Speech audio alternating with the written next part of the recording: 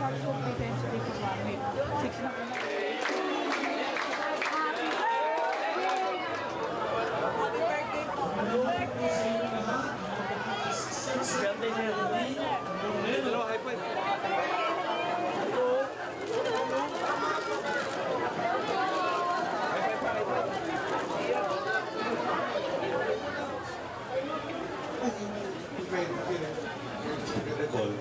Parang we were projecting mga 2 years bago marami. So, gusto na natin sana dito, ma-match natin, for instance, sa BPO in swing.